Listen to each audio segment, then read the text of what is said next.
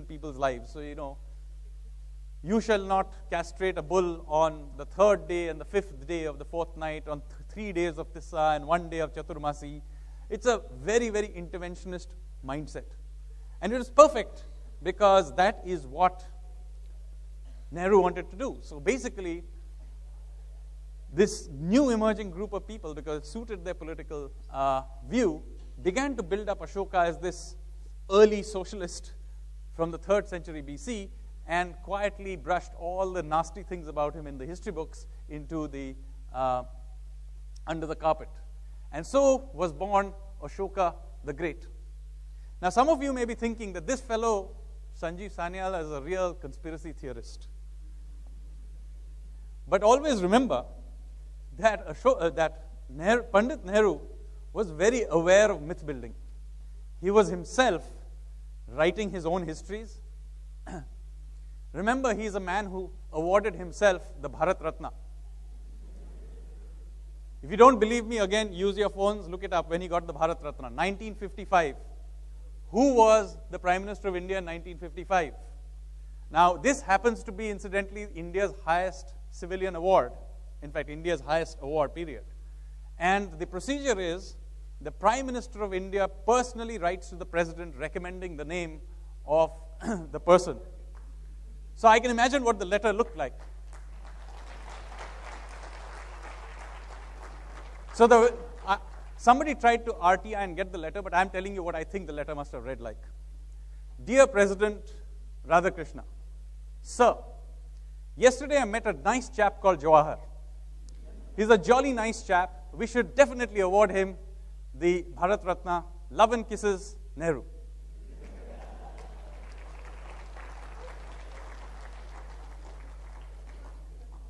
Now, you really think this guy couldn't have done it? Guess what? While he was Prime Minister, he instituted Children's Day on his own birthday. Don't believe it? The first Children's Day is in 1953. On his own birthday, he instituted Children's Day. Of course, we all know he loved his own children. So, which brings me back to what this talk is really about. The point is that Indian history, as you read it in your textbooks, is really layer on layer on layer of nonsense. And consequently, because we know that there's something somewhat unsavory about the whole thing, we end up giving the impression that we don't care about our history. In fact, we really do care about our history if we are told the truth. The good news is that you happen to live in a time that a lot of this information is becoming much more easily available. An amateur like me can hunt down important facts. In fact, since I've given up on the history departments, I'm hoping the engineering department will take this up and begin to investigate some of the original facts and evidences on which many of the very big major events of our history are based. And you'll be surprised to the extent to which a lot of this is twisted and turned in various ways. Now, of course, all history is told from some perspective. There's nothing wrong with that. Everybody is allowed their own opinion. But everybody is not allowed, in fact, nobody is allowed their own facts. So, since there is always a debate about how history books should be written or whether or not they should be revised, my view would be, using the argument that the current government may come up and put right-wing biases in it, is no excuse for perpetuating colonial era or Marxist era or socialist era biases. What we do need to do is to have a much more genuine debate about our own history. I think the only way that this can be achieved is by doing the following thing. First, let us agree on what the evidence is and be honest about it and present it honestly. Whatever it says, good, bad, ugly, present it reasonably honestly. Then, after that, allow for a multitude of different interpretations of that history to be presented. Unfortunately, because of a variety of reasons, using state patronage, much of this history has been only a one stream that is presented and embedded into our textbooks and then consequently into the general discussion. I think they should allow for multiplicity. As long as they are reasonable views and they are based on the evidence, I think this should be allowed. After all, we do not mostly even agree about things that happened last week. Just watch Arnab Goswami every evening. How on earth do you expect us to agree with what happened 2,500 years ago? Obviously, we do not agree. So it is okay to disagree.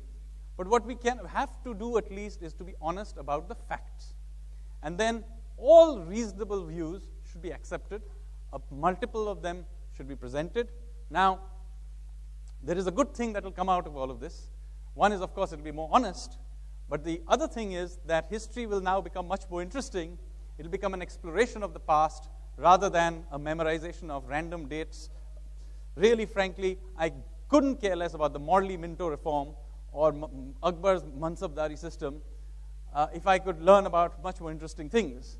So I think that would be what would happen, is that we would get much more flexibility, much more exploratory in the way we think about our past.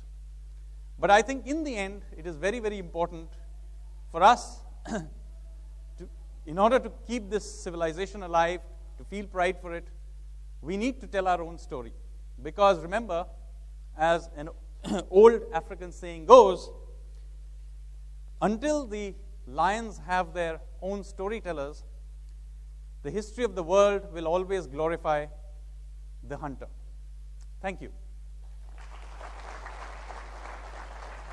I'm very happy to answer questions. Yes, the gentleman there. Does somebody have a mic or something? Yeah.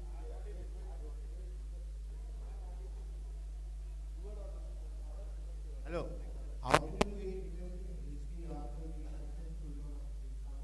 Okay.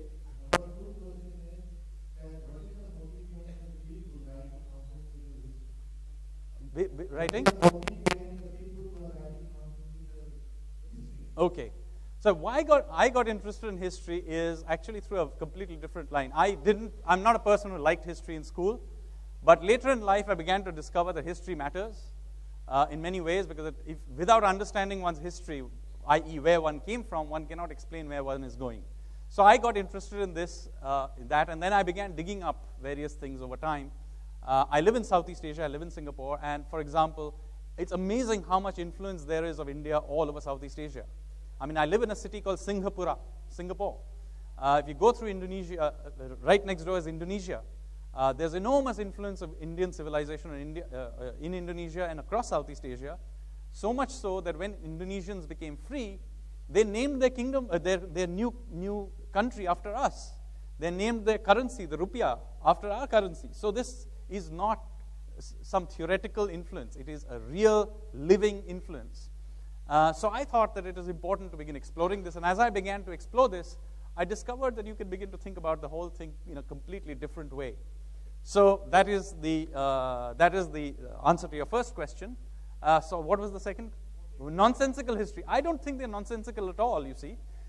It's a lot to do with myth building and how you create impressions and debates and end up framing the debate. For example, you will hear very often in colonial history that India is not a country, that it's a geographical term, that it has never been a nation. Now, it is true that the present boundaries and the present nation state of India is born in 1947. But there is plenty of evidence in our history to show that we have been conscious of being a civilization, a civilizational nation for a very long time. And we are not even unique in that. The Chinese, for example, have been very conscious of being Chinese for a very, very long time. Now, their boundaries as they stand today is new. This was also true of the Jews, who didn't even have a territory, but they have had a memory of being a civilizational nation for a long time. The Greeks had such a sense of themselves as a civilizational nation. Sparta and Athens fought with each other all the time, but whenever the Persians turned up, they united and fought them. So this idea of a civilizational nation is not new. So why is it that even today, very often, scholars will perpetuate this myth about us not being a nation? I mean, I understand why the British did it, because that justified their rule, but why do we do it? The reason is, you see, if we existed as a nation before 1947, you can't have a father of the nation. And if you cannot have a father of the nation, you cannot have a Chacha of the nation. It has got a lot to do with the myth building of how you say that we created this country and therefore you owe it to us to allow us to rule it forever. And therefore, alternative histories of India simply swept under the carpet. And I'll just give you a few examples. You never hear about major movements towards contributions to Indian history from alternative sources, like, for example, the revolutionaries. There was a major thing, none of our history books tell us about the Gadar movement, which was a huge movement, which came, in fact, within 72 hours of causing a major revolt, which may indeed have succeeded. We are not, very few of you would have even heard of the great naval revolt of 1946, which has happened in living memory. It happened in 1946. 18,000 sailors across India, but particularly in Bombay, revolted in 1946. They were war veterans. Remember, this is just after the Second World War. They took control of a large number of battleships.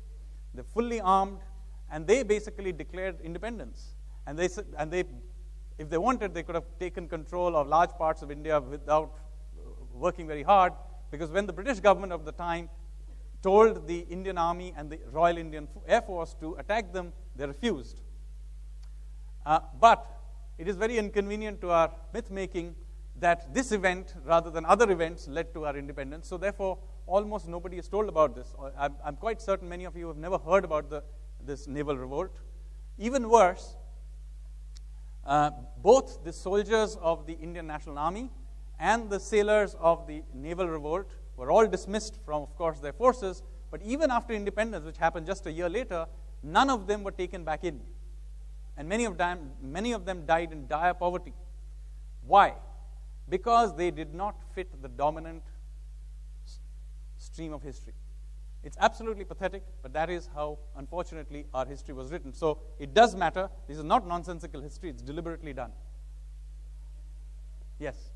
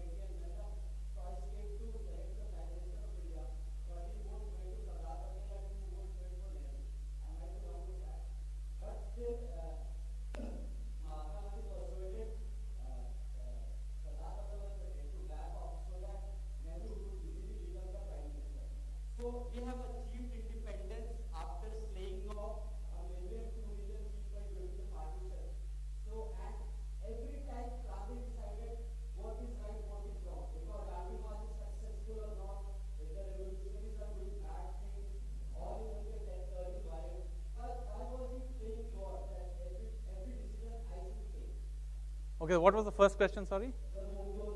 Actually, the Mongols did invade India. There were several rounds of them.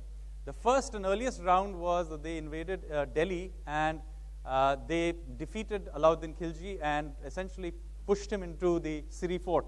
He was stuck there for 6 months. He just about survived it. So the Mongols did come. Then a few hundred years later, the Mongols came back. Remember, Mughals were Mongols. That's where the word comes from. So Babur was a Mongol. So they did come to India a little bit later from the Genghis Khan period, but in a later period, and they did set up an empire in India and did have an influence on our civilization. So it is not the case that the Mongols didn't come. They came in 2 waves, and in the second wave, they did stay for a pretty long period of time. So that is the first question. The second question is about Gandhi. Yes, I mean, I am a big votary of thinking about alternative ways of thinking about history. We will perhaps tomorrow find out something quite interesting about the whole thing, about Netaji, for example, although I wouldn't hold my breath, because I think all the interesting files have long disappeared. But nevertheless, the point is there are alternative ways of thinking about history.